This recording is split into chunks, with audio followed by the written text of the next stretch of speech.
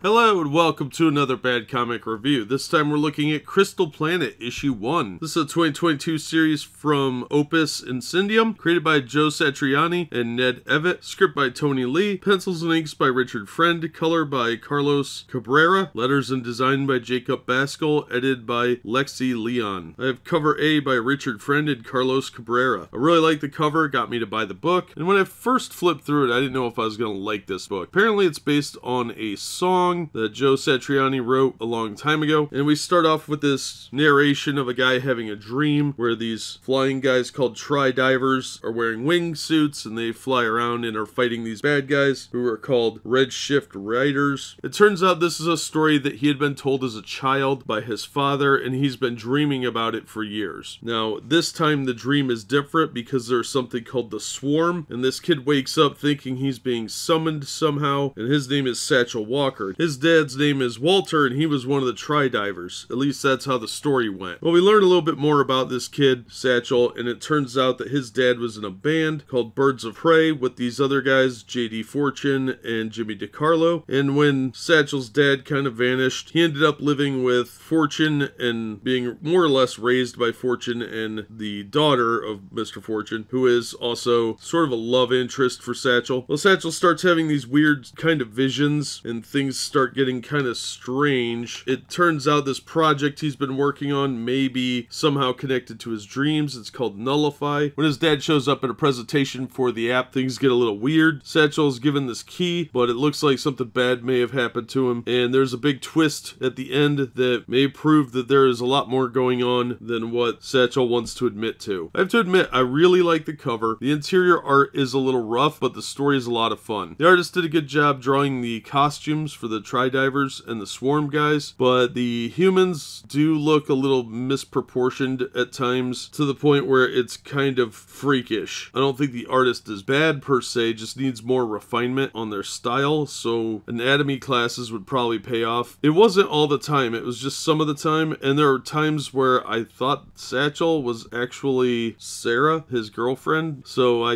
had a little trouble with that, but beyond that, it really just is a matter of a little more practice, I think, for the artist. So I didn't hate it. I thought it was a fun story. I'll probably pick up issue 2. Even though the art's pretty rough, it wasn't the worst thing I've ever seen. It's really just not a style I like, and I think it needs a lot of work, but it's an indie book, so I'll cut it a little bit of slack, but it still needs a lot of refinement. So although I took issue with some of the art, I thought overall it was well executed. The artist clearly has some good notions of perspective shots and action. They just need to work on anatomy. And like I said, the tri-divers looked really cool, so I didn't have a problem with that, and the story was fun. It was a lot better than I expected it to be. So I'm looking forward to finding issue 2, and hopefully it'll continue to be at least as good as this issue was. That's going to do it for this one. Thank you so much for listening and supporting the channel. It's greatly appreciated, and hopefully we will see you on the next one.